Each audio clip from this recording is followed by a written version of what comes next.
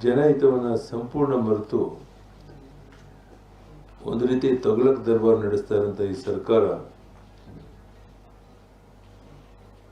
ಜನನೇ ಇವತ್ತು ಚಿಮಾರಿ ಆಗ್ತಾ ಇದ್ದಾರೆ. ನಾನು ಈ ಮಾತನ್ನ ಹೇಳ್ತಾ ಇದ್ದೇನೆ ಇವತ್ತು ನಿಮಗೆ. ಈಗೇನು ಲೋಕಸಭಾ ಚುನಾವಣೆ ನಡೀತಾ ಇದೆ,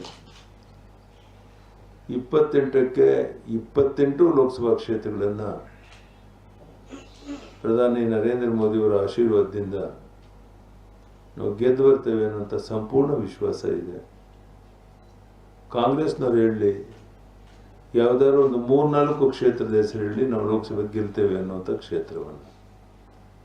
ಈ ರೀತಿ ಮೊನ್ನೆ ಪ್ರಧಾನಿ ನರೇಂದ್ರ ಮೋದಿಯವರು ಬಂದಾಗಲೂ ಸಹ ಬೆಂಗಳೂರಿನಲ್ಲಿ ದೇವದುರ್ಲಭವಾದಂಥ ಸ್ವಾಗತ ಸಿಕ್ಕಿದೆ. ನಾಡಿದ್ದು ಗೃಹ ಸಚಿವ ಅಮಿತ್ ಶಾ ಜಿಯವರು ಸಹ ಪ್ರವಾಸ ಮಾಡ್ತಾ ಇದ್ದಾರೆ.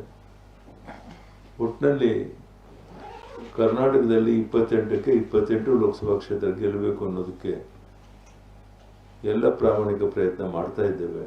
ಅದರಲ್ಲಿ ಯಶಸ್ವಿ ಆಗ್ತೇವೆ ಅನ್ನೋಂಥ ವಿಶ್ವಾಸ ನನಗಿದೆ. ಸದಾನಂದ ಗೌಡ ಏನಾದರೂ ಮಾತಾಡೋದು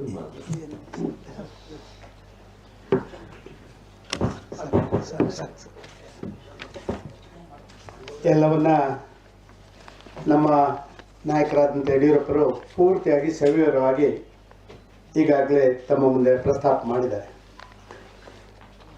ಒಂದು ವಿಶೇಷವಾದಂಥ ಕಾಲಘಟ್ಟದಲ್ಲಿ ನಾವಿದ್ದೇವೆ. ಕರ್ನಾಟಕ ರಾಜ್ಯದಲ್ಲಿ ಈ ಬಾರಿಯ ಚುನಾವಣೆ ಒಂದು ರೀತಿಯಲ್ಲಿ ಭಯೋತ್ಪಾದಕರ ವಿರುದ್ಧ ಮತ್ತು ಹಿಂದೂ ಧಾರ್ಮಿಕ ವಿಚಾರ ವಿಧಿವಿಧಾನಗಳನ್ನು ಅನುಷ್ಠಾನ ಮಾಡುವಂಥ ಪ್ರಾಮಾಣಿಕ ಮತ್ತು ಸಾಮಾನ್ಯ ಕಾರ್ಯಕರ್ತರ ವಿರುದ್ಧದ ಹೋರಾಟದಂಗೆ ಕಾಣ್ತಾ ಇದೆ. ಸಿದ್ದರಾಮಯ್ಯರವರ ಸರ್ಕಾರ ಮೊನ್ನೆ ಬಂದ ನಂತರ ರಾಜ್ಯದಲ್ಲಿ ಹಿಂದೂಗಳು ದ್ವಿತೀಯ ದರ್ಜೆಯಲ್ಲ ತೃತೀಯ ದರ್ಜೆಯ ನಾಗರಿಕರಾಗಿ ನೋಡುವಂಥ ಒಂದು ಅತ್ಯಂತ ಕೆಟ್ಟ ವಾತಾವರಣವನ್ನು ನಿರ್ಮಾಣ ಮಾಡಿದ್ದನ್ನು ಕಂಡಿದ್ದೇವೆ.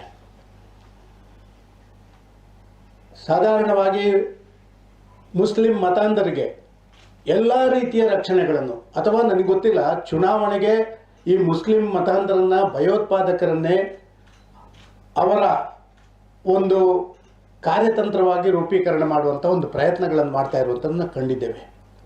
ಬಾಂಬ್ ಬ್ಲಾಸ್ಟ್ ಪ್ರಕರಣದಿಂದ ಹಿಡಿದಿರ್ಬೋದು, ಕುಕ್ಕರ್ ಬಾಂಬ್ ಬ್ಲಾಸ್ಟಿಂದ ಹಿಡಿದು ಇವತ್ತಿನವರೆಗೆ ನೀವು ಎಲ್ಲಿ ಬೇಕಾದ್ರೂ ನೋಡಿ, ಬರೀ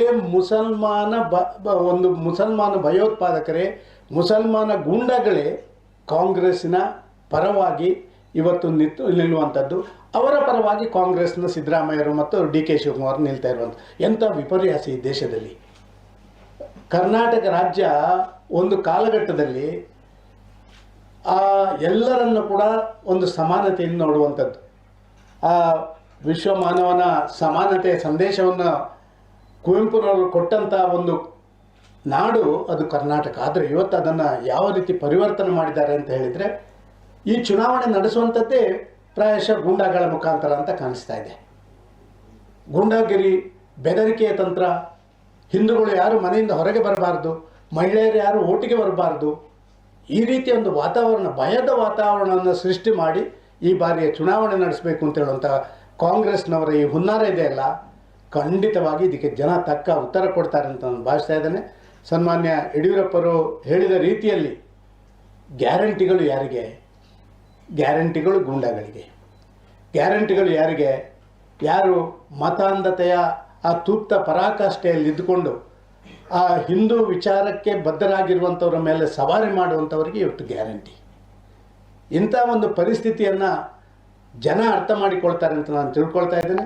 ನಿನ್ನೆ ನರೇಂದ್ರ ಮೋದಿಯವರು ಬಂದಾಗ ಒಂದು ಮಾತನ್ನು ಅವರು ಹೇಳಿದರು. ನರೇಂದ್ರ ಮೋದಿಯವರು ಹೇಳಿದರು, ಈ ದೇಶದಲ್ಲಿ ಎಲ್ಲರಿಗೂ ಕೂಡ ಜೀವನ ಕೊಡುವುದೇ ನನ್ನ ಉದ್ದೇಶ. ಎಲ್ಲಿಯಾದರೂ ಕಾಂಗ್ರೆಸ್ನವರು ಹೇಳಿದ ರೀತಿಯಲ್ಲಿ ಮತ್ತೆ ಇದೊಂದು ಅತ್ಯಂತ ದೊಡ್ಡ ಸಂದೇಶವನ್ನು ಕಳಿಸುವಂಥ ಚುನಾವಣೆ ಆಗಬೇಕು.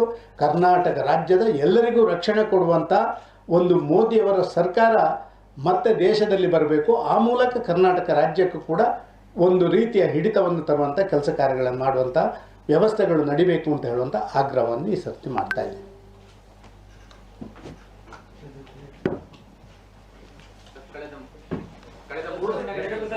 ಕಳೆದ 3 ದಿನಗಳಿಂದಲೂ ಕೂಡ ಕಾಂಗ್ರೆಸ್ ಬೇರೆ ಬೇರೆ ರೀತಿಯ ಜಾಹೀರಾತುಗಳನ್ನ ಕೊಡ್ತಾ ಇದೆ. ಕಳೆದ 3 ದಿನಗಳಿಂದ ಆ ಜಾಹೀರಾತು ಯಾವ ರೀತಿ ನೀವು